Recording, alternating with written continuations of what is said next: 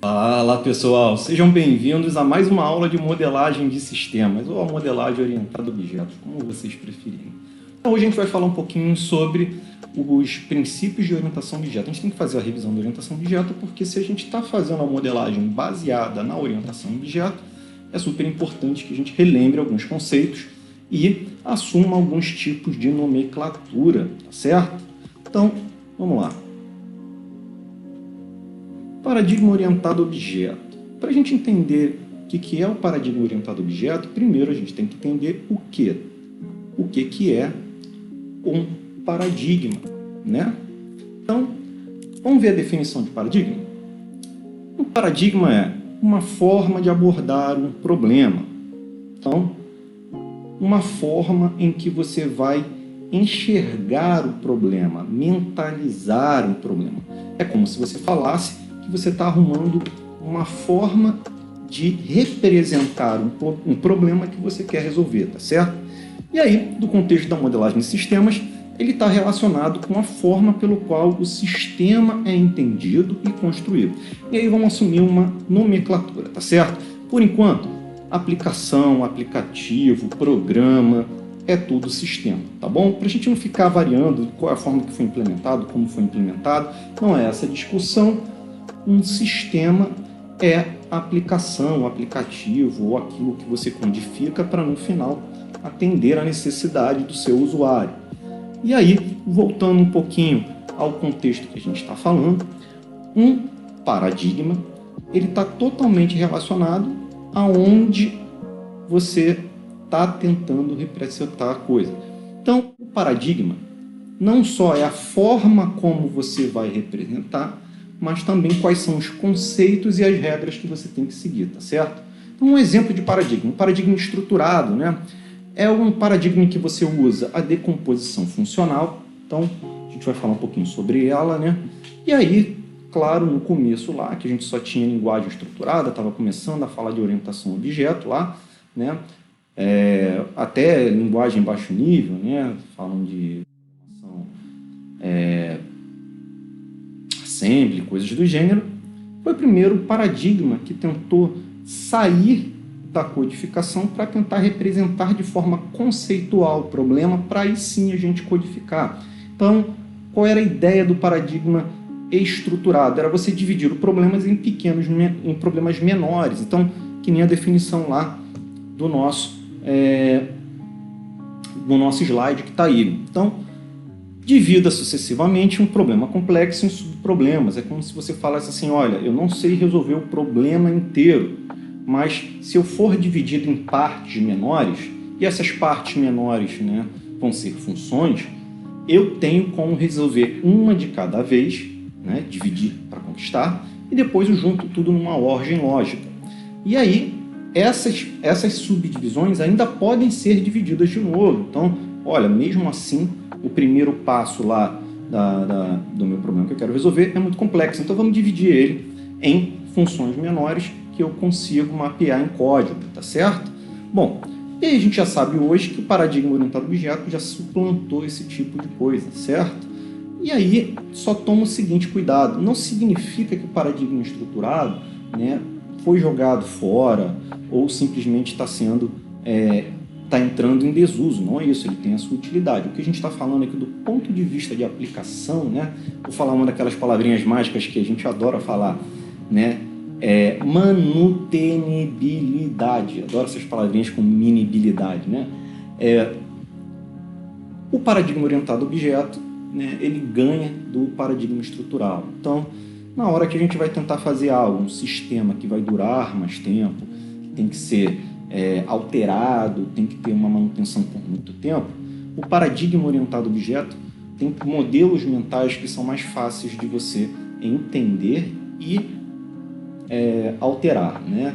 Não que você não consiga no paradigma estruturado, mesmo que a decomposição funcional tenha sido feita de forma muito inteligente, mesmo que ela tenha sido documentada, né? Ainda assim é difícil de você manter o paradigma estrutural. Beleza. E aí a gente chega no paradigma orientado a objeto. Então ele surgiu lá em torno dos anos 60, né? E a gente fala que o Alan Kay foi um dos pais, foi ele que gerou lá a grande sacada da orientação a objeto, que a gente chama de analogia biológica. Então estava todo mundo correndo para começar a representar conceitos de mundo real em algo, né, que possa ser programado. Com a programação estruturada, avançar muito nisso, mas a gente trouxe alguns problemas, né, na hora de manter, na hora de você pegar algo que foi feito por outra pessoa e reproduzir ou melhorar, ficava muito difícil de você entender. Bom, então vamos lá. Esse cara de bigode aí que está na nossa foto, ele fez o quê? Ele tentou fazer algo que a gente sempre observa quando quer gerar um modelo, que é a natureza. Então ele tentou falar assim, olha, se eu quero algo que seja complexo e funcione muito bem, nada melhor do que olhar o próprio ser vivo, né? Então, como é que eu conseguiria representar um sistema para parecer um ser vivo, né?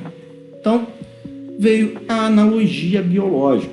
Então, a gente vai mentalizar agora que cada elemento da sua aplicação, a gente vai dividir a aplicação em células, tá certo? E aí, cada célula vai interagir com a outra através do envio de mensagens. A gente já sabe, que a gente já viu na orientação objeto inicial, né? Que as células, na prática, são os objetos, tá certo? E as mensagens são coisas que existem na orientação objeto mesmo. Então, como se eu estivesse falando que um objeto está recebendo a mensagem, né? E aí, cada unidade, cada célula tem um comportamento próprio e é estimulado por mensagens de outras células para realizar esse comportamento. Então vamos lá, como se eu falasse assim, um objeto recebe uma mensagem. E o que é a mensagem? Só toma um pouquinho de cuidado com isso. A mensagem não é um método, não é a chamada do método. Em primeiro lugar, né, a gente vai falar de assinatura. Na orientação a objeto é importante a gente falar de assinatura por conta dos conceitos de quê? De polimorfismo, né? Eu tenho vários métodos que têm o quê? A mesma cara, né? O mesmo corpo, mas assinaturas diferentes. Então, assim, a gente consegue determinar um comportamento polimórfico. Então, vamos lá. O que é uma mensagem na prática? É, sim, a assinatura e as informações que estão junto com ela naquele momento, os parâmetros, né? O estado do objeto, certo? Então, da mesma forma como, né, as células pegam a informação e realizam o seu comportamento e reagem àquela mensagem, né, os nossos objetos vão reagir. Então, a gente vai olhar para essa imagem aqui, ó, né? Tem uma célula, e essa célula é decomposta lá nas suas organelas, né, aquelas coisas que a gente aprende no primário e nunca vai usar. Tá aqui, ó, eu usando no meu trabalho o conceito de organela, né? Eu pego uma organela que vai ter o quê? Ela tem um propósito dentro da célula. Então a gente pode falar ali que cada organela é algo que tem uma função própria, um comportamento próprio. Então, como se a gente falasse que dentro do meu objeto, para ele realizar a sua tarefa, ele tem que ter um conjunto de coisas para que ele possa realizar. E a gente está falando sim dos métodos, dos atributos e outras coisas como os seus relacionamentos. Então, como se a gente falasse que um objeto tem organelas, métodos e atributos que servem para que ele possa realizar o seu comportamento que ele deseja realizar, né? Então, na prática, o que o Alan Kay tentou falar é como é que eu consigo construir um sistema de software que pode ser composto a partir de agentes autônomos que interagem entre si. Então, vamos lá. Agente aí não é o 007, a gente não está falando de espionagem. O que a gente está falando, na prática, são de elementos na computação, né? A gente fala de coisas quando chama de agente, coisas que têm um comportamento em comum, que vai realizar alguma coisa, né? Então, como se eu falasse que, olha, um agente pode ser um pedacinho do programa, né?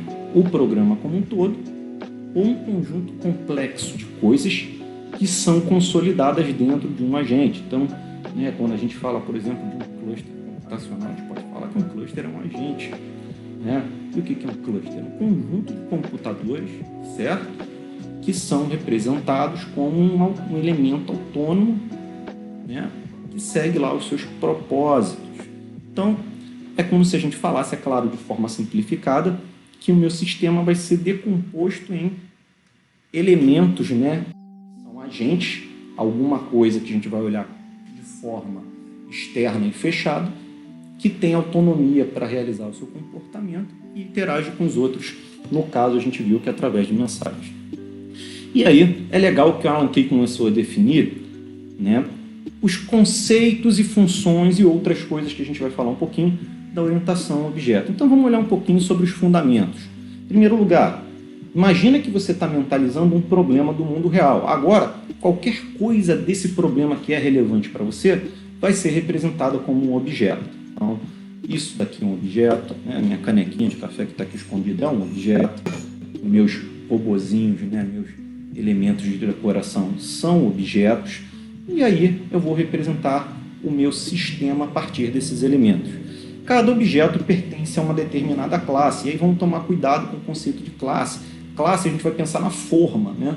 Na forma em que os objetos vão ser criados. Então, eu vou ter algo que molda um objeto, certo? E aí também vamos tomar cuidado para não confundir com instância. A instância é realmente algo que vai realizar o comportamento do objeto, mas um objeto por si só pode ter mais de uma instância. Imagina que a gente está falando, por exemplo, de um objeto distribuído, né? Um objeto que tem várias instâncias em computadores diferentes, tá certo? É o mesmo objeto e se comporta como um só, mas ele tem várias instâncias diferentes rodando em quê? Em threads, em processos, em computadores diferentes, tá certo? Então, a classe inicialmente é a forma, é aonde a gente vai colocar tudo o que precisa para criar um objeto que é representado por aquela classe. Logo, uma classe vai agrupar um conjunto de objetos e ela vai ser o repositório do comportamento associado ao objeto que a gente está tentando representar. Então vamos pegar aqui, por exemplo, ó, né? Vamos olhar aqui para a minha mesa. Né? Então vamos supor que eu estou tentando modelar aqui o que eu tenho por aqui. Né? Então, se eu tiver, por exemplo, no contexto de um sistema que vende itens de colecionador, eu posso falar que isso daqui, ó, é um item de colecionador. Isso daqui é um item de colecionador, tá certo? A classe item de colecionador tem instâncias, né? Um R2D2, um zumbi quebrado pela metade. E aí eu vou ter um conjunto de informações relacionadas a esses elementos que talvez em outro contexto eu não ia ter. Então, por exemplo, se eu tenho um item de colecionador, eu quero saber qual o nome, eu quero saber qual o valor, eu quero saber se ele, ao que ele está relacionado, né? A uma série, a um filme. Né? Então, por exemplo, o zumbi, né? Tem várias séries, tem vários filmes. É um item de colecionador de um filme de zumbi específico. Não, o cara é fã de zumbi, o cara coleciona zumbi, né? Ou o R2D2, Star Wars. Ou não, o cara é fã de robô e tem lá o robozinho dele, por acaso ele é da franquia do Star Wars. Outro exemplo de classe, né, seriam os eletrônicos aqui na minha mesa, o meu mouse, o meu computador, o meu controle remoto. Então a gente pode falar que eu posso ter uma outra classe chamada eletrônicos aqui em cima, né? Que tem objetos diferentes, certo? Instâncias, né, de objetos que são diferentes. Bom, agora imagina um terceiro momento, né, que a gente está querendo representar como eu posso decorar a minha mesa. Então, observa, eu tenho que colocar elementos diferentes dentro do mundo que eu estou trabalhando. E aí, vamos lá. Em primeiro lugar, eu tenho os itens de colecionador, eu tenho os eletrônicos, e eu tenho lá, aqui, ó, os livros. E aí, o que eu estou falando? Eu estou falando que dentro desse contexto de modelagem, agora eu vou criar uma grande classe para representar esses elementos, que são os itens que vão estar em cima da minha mesa. Né? Então, vamos lá. Itens de decoração é uma classe que tem computador, que tem mouse, que tem controle, que tem esses itens. Beleza. Então, essa grande classe apresenta todos os itens. Tem os livros também, né? Tem os livrinhos lá. Então, ela representa todas as instâncias de elementos de decoração que estão em cima da minha mesa. Só que, é claro, eu tenho subclasses dentro dela. Então, estou falando agora que eu tenho uma subclasse eletrônicos que está dentro do meu conjunto maior, né, da minha classe maior item de decoração, que tem o mouse, o teclado ou o computador e o controle remoto, enquanto eu tenho os itens de colecionador e os livros. Observa, nesse caso, a classe maior está agrupando objetos diferentes que pertencem a classes diferentes. Essa que é a graça lá da nossa orientação objeto.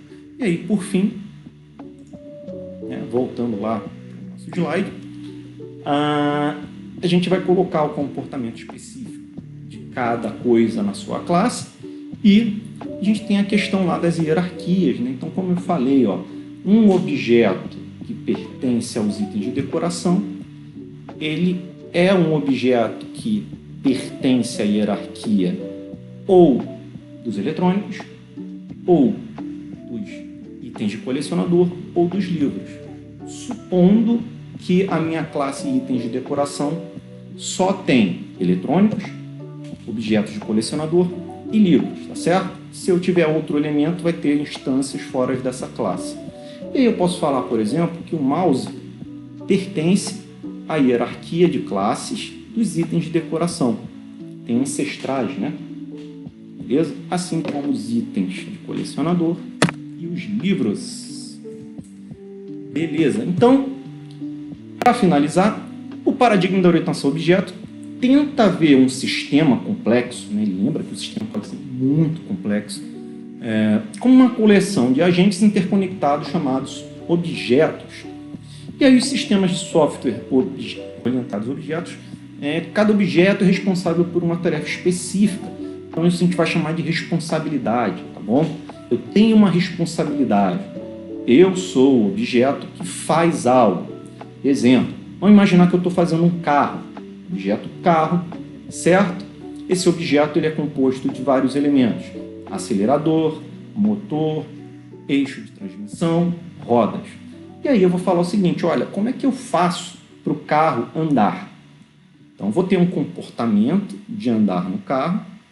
O carro é composto de um acelerador, um eixo de transmissão e rodas. Para eu andar, eu informo ao acelerador que eu quero andar. Eu mando ele acelerar o carro para começar o movimento. O acelerador conhece o motor. O motor vai receber a mensagem depois que o acelerador for realizar a sua competência, que é fazer o carro acelerar, né? Ele vai mandar uma mensagem para o motor para ele poder terminar a sua competência, falando, olha, começa a girar aí e mandar torque para o cara que você conhece, né? Então o acelerador por si só não conhece o que o motor faz para poder andar, mas o motor conhece o acelerador e conhece o eixo de transmissão, e aí ele passa torque lá para o eixo de transmissão. A partir do momento que ele faz isso, é como se ele estivesse falando, olha, para eu terminar a minha tarefa, eu preciso que você gire eixo de transmissão, né? Aí o eixo de transmissão vai receber essa mensagem, ele conhece o quê? O motor e as rodas, e ele vai falar para a roda, roda, gira. A roda vai fazer o quê? O veículo sair da inércia. Então, o que a gente está vendo com isso? Né? O conjunto de objetos para realizar uma tarefa complexa, onde cada um tem a sua responsabilidade para a tarefa maior ser realizada.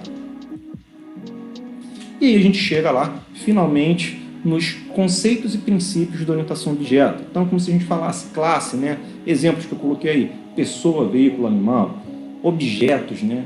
Coisas que saíram dessas classes. Eu, objeto Felipe, né? Bicicleta do Felipe. Então, bicicleta é um veículo. A gente deu o nome de bicicleta. Certo? Não significa que ela é bicicleta do Felipe. Mas nesse caso eu estou dizendo que essa bicicleta é associada ao Felipe. Tá bom? Cachorro do Felipe é a mesma coisa. Cachorro é uma instância de animal e está associado ao Felipe. Então a gente está chamando esse relacionamento de posse. E aí, um exemplo de mensagem é eu falar, por exemplo, bicicleta pare. Né? A bicicleta só vai parar se ela receber a mensagem de parar estimulada por outro objeto. Certo? Beleza. E aí, para a gente fechar a orientação a objeto, a gente precisa entender um pouquinho quais são os princípios da orientação a objeto para a gente poder usar e representar os objetos. Então vamos lá, a gente começa pela abstração. A abstração é a capacidade de você representar o que é relevante para o seu problema. Então, se a gente pega, por exemplo, olha, o mouse, eu quero representar o mouse para poder, deixa eu ver, encaixotar, né? Estou fazendo mudança, vou guardar meus itens que estão em cima da mesa. Então, no caso, para eu saber como eu vou armazenar esse mouse, que eu vou precisar das suas dimensões e peso, certo? Agora, eu não preciso saber qual é a cor que ele tem. Eu não preciso saber qual é o coeficiente de atrito da lateral do mouse. Eu não vou precisar saber qual é a pilha que ele usa. Eu não vou precisar saber quais são os sistemas operacionais que ele tem que se relacionar, que ele precisa para poder ligar. Porque no contexto em que eu estou falando, eu só quero simplesmente colocar, acondicionar a palavra correta, né? Palavra do dia, acondicionar. Colocar ele, acondicionar o mouse em um recipiente, geralmente é uma caixa, para transportá-lo. Para eu saber qual é a caixa ideal, eu tenho que ver dimensões de tamanho e peso, né? Tamanho para a gente ver o volume, para saber o que vai colocando, e peso. A mesma coisa do computador, né? Eu não preciso saber qual é o processador do notebook, mas eu preciso saber qual é o volume que ele tem e o peso que ele tem para ver se a caixa não rasga no meio do caminho. Beleza, pessoal? Então, a minha capacidade de abstração vai simplificar o problema. Olha, eu não preciso colocar tudo que esse computador faz. Para o problema de mudança, eu só preciso saber o peso e as dimensões dele. Beleza. E aí, a gente vai para os outros conceitos, né? Encapsulamento. Encapsulamento é a regra, né? Vamos falar assim, é o princípio que a gente tem que seguir para fazer uma boa orientação de objeto. De todo objeto tem o quê? Um comportamento e informações que ele conhece.